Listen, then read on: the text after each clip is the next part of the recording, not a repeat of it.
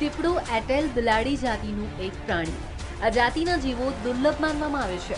ગીર સોમનાથ જિલ્લાની આસપાસ ભારે સંખ્યામાં દીપડાઓ જોવા મળે છે. તો આવો નજર કરીએ દીપડાઓની દુનિયા પર. जैसा कि आप जानते हैं कि गिर सेंचुरी नेशनल पार्क बहुत ही फेमस प्राकृतिक से भरा हुआ और बायोडाइवर्सिटी से रिच एरिया है और साथ ही साथ में करीबन 600 से ज़्यादा लेपर्ड्स पाए जाते हैं। बट इस वक्त हमारी तैयारी ये रहती है कि कोई भी एनिमल अगर बच्चों की लड़ाई में कोई बीमार पड़ गया, कोई इंजर्ड हो गया, कुछ इस प्रकार को हुई, तो हमारी अगर ट्रीटमेंट की ज़रूरत पड़ती है तो हमारा ट्रीटमेंट होता है, करते हैं हम उनका।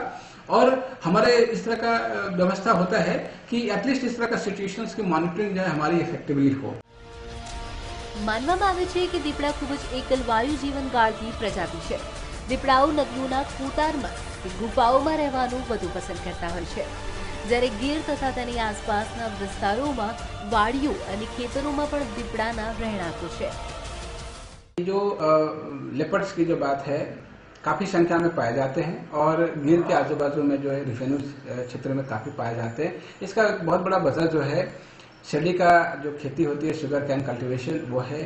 आपका कॉटन का कल्टीवेशन है, मैंगो और चार्ट्स हैं। तो ये कहीं ना एक अल्टरनेटिव हैबिटेट इनको प्रदान करता है और इसमें बहुत से प्राणी इनको भक्ष्य के रूप में इनको मिल जाते हैं। सो इनको इस लेपर्ड्स को कोई इनको प्रॉब्लम नहीं होता इस तरह के विस्तार में।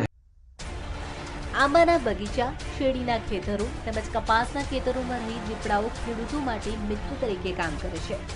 ઊભા પાકને નુકસાન કરવા આવતા રોઝ જેવા પ્રાણીઓનો દીપડો શિકાર કરે છે, અથવા તો દીપડા જેવા હિંસક પ્રાણીઓને કારણે ખેતરમાં રોઝ જેવા પશુઓ આવતા નથી અને આમ આડકતરી રીતે ખેડૂતોના પાકને રક્ષણ મળે છે. इसलिए अगर आपका स्टे इस तरह के एरियाज में अनसेफ है, आप प्रॉपर तरीके से नहीं रह रहे हैं, अपने को सेफ नहीं रख रहे हैं और कहीं पर लेपर्ड्स का कॉरिडोर में या कुछ उसके ये में आप आते हैं, तो हो सकता है कि आपको इनकाउंटर करना पड़े और कभी कभी समस्याओं की सामना भी करना पड़ सकता है। मैं बताना चाहता हूँ कि जब भी आप ऐसे विस्तार में रहते हैं जहाँ पर कि आपको समझ में आता है कि लेपर्ड्स का या दिपड़े का अवर जवर है और काफ़ी संख्या में देखने को मिलते हैं, तो उस वक्त ये सारा कोशिश करें आप कि आप एटलीस्ट जब नाइट में सोए तो आप शिक्र हो जाए कि हम वन्य प्राणियों से और खास करके दिपड़े से हमारा कोई नुकसान नहीं होगा। दूसरा ये कि कोई भी ओपन स्पेस में या कहीं पर ऐसा जगह पर या नदी या कॉरिडोर हो लेपर्ड्स के, तो उसके रास्ते में कहीं पर अनसेफ या टेम्पररी हट वगैरह बना करके रहना उचित नहीं है। इतनी बार लेपर्ड्स ना ये देखे जाते हैं कि जो गंदे जो खुशबू होती है या मछली का जो ये महक होती है उसके धीरे धीरे उसके तरफ में आ जाते हैं। तो कितनी बार ऐसा देखा गया है कि मान लीजिए जो हमारे मजदूर भाई यहाँ पर शुगर कैन के कल्टीवेशन में या उसकी शेरडी की कटाई में आते हैं, तो कितनी बार मच्छी वगैरह खाते हैं और पानी वगैरह इधर बाहर में फेंक दिया, तो कभी कभी उसको देख करके वो लोग आते हैं। तो इस तरह का जो अपॉर्चुनिटी है जहाँ पर कि एक कन्फ्लिक्ट हो सकता है, तो हमें खुद खास करके ध्यान देना पड़ेगा कि हम कहीं उनको एक अपॉर्चुनिटी ना दें कि हमारे से જ્યારે પાકની લણણી થતા ખેતરો ખુલ્લા થતા હોય છે, જેને કારણે દીપડાઓ બેઘર બનતા હોય છે. ખેતરમાં કામ કરતા મજૂરો પોતાના ખોરાકમાં માંસાહાર કરતા હોય છે અને આથી દીપડાઓ આકર્ષાય છે અને તેને કારણે દીપડાઓ મનુષ્યો પર હુમલો કરી દેતા હોય છે, જેથી દીપડાઓને માનવભક્ષી પ્રાણીનું નામ આપી દેવાયું છે. ત્યારે વન્ય પ્રાણીઓના જીવનમાં દખલ અંદાજી નહીં કરીને મનુષ્યો માટે સુરક્ષિત રહેવું જરૂરી બની ગયું છે. गिर के आसपास का सौराष्ट्र का जो विस्तार है, इसमें कहे जाते हैं कि मनुष्य और वन्य प्राणी दोनों एक दूसरे के साथ में रहते हैं, मित्र के जैसा व्यवहार है और एक ऐसा स्थान है जहाँ पर कि एनिमल्स खास करके लायन एंड लेपर्ड्स जो है वो ह्यूमन हैबिटेशंस में और ह्यूमन के साथ में काफ़ी अच्छे तरीके से रहते हैं। इवन एनिमल्स भी काफ़ी अच्छे से रहते हैं। तो दिपड़े के साथ में भी क्या होता है कि आपको थोड़ी अगर जानकारी से अगर आप सही तरीके से थोड़ा आप अगर प्रयास करते हैं और ध्यान रखते हैं कुछ बातों को, तो मुझे नहीं लगता है कि ये कोई समस्या हो सकती है। सो जानकारी ही मैं समझता हूँ कि ये जो एक समस्या का समाधान है और अवेयरनेस हमारी प्रयास भी है और हम सभी लोगों से अपील भी करते हैं कि जितना ज़्यादा से ज़्यादा संभव हो अवेयरनेस का ऊपर में इस समस्या के समाधान के लिए अवेयरनेस 2010ની સાલમાં માનવભક્ષી અકસ્માત સમી ઘટનામાં દીપડો માનવ લોહી ચાખી જતા ઈશ્વરિયા ગામમાં 2 દિવસમાં 2 મહિલાઓને મોતની ઘાટ ઉતારી દેવામાં આવી હતી.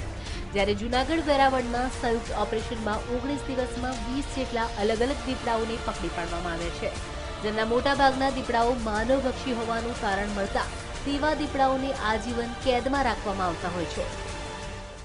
जहाँ तक दीपड़े का मानव भक्षी होना, देखिए मानव भक्षी हम उसे कहते हैं कि जब एक कोई वन्य प्राणी बारंबार सिर्फ ना मानव का मृत्यु करता है उसे खाने के लिए, बट कितनी बार ऐसा देखा गया है कि मृत्यु में किसी तरीके से संलग्न हो जाते हैं, बारंबार उनका हैबिचुअल उस तरह से होते नहीं है। मान लीजिए अगर आप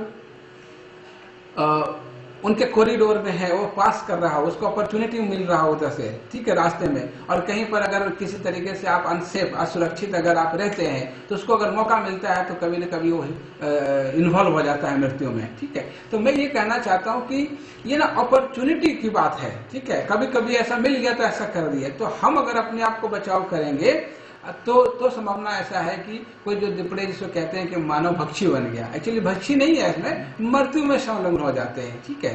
और हम अगर अपने को अवेयर हैं, अपने को ध्यान थोड़ा रखें तो शायद इस तरह की समस्या का कॉन्फ्लिक्ट में शायद हम नहीं आएंगे।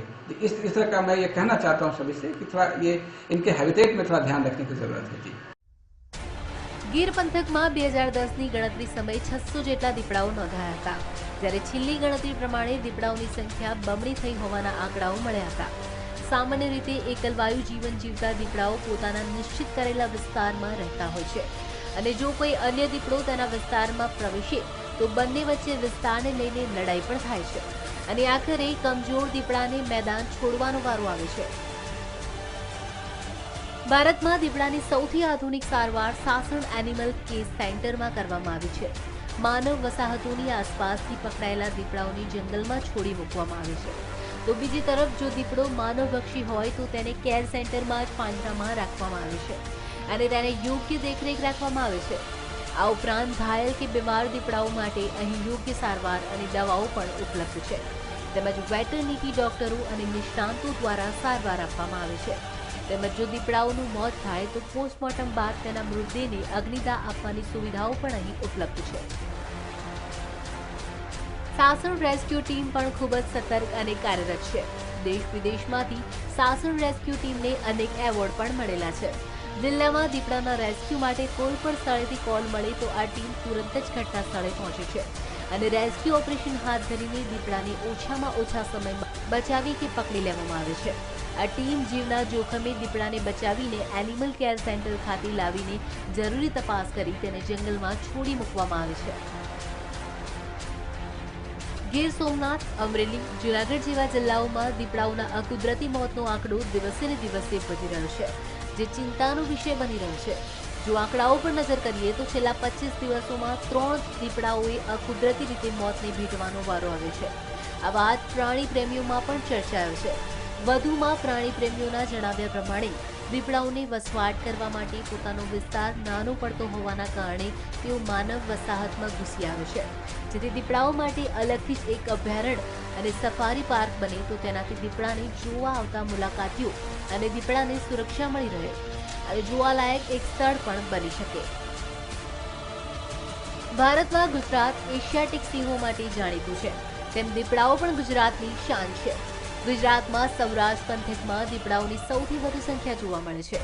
દીપડાઓના સંવર્ધન અને સુરક્ષાને પણ પ્રાધાન્ય મળે તે જરૂરી છે, ત્યારે ન્યૂઝ ઓનલાઈન સાથેના આ વિશેષ પ્રયાસમાં આપ પણ જાગૃત થઈને વન્યજીવોના આ કુદરતી વારસાને જાળવવા માટે પોતાનું યોગદાન આપો તે સમયની માંગ છે। Bureau report, news online.